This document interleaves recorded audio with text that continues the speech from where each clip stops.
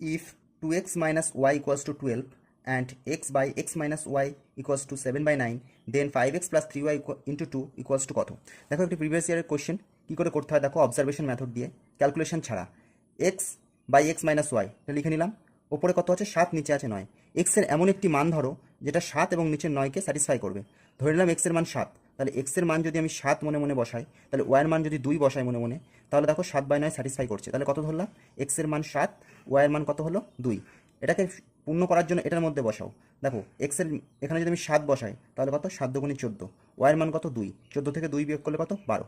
তাহলে আমার x এবং y এর মান যে 7 আর 2 ধরেছিলাম সেটা স্যাটিসফাই করছে।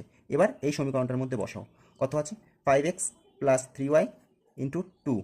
তাহলে 5x এর মান কত 7, মানে কত 5 7 35, y এর মান কত 2, 3 দুগুণে 6, কত 41 গুণ 2, 41 দুগুণে কত 82, 82।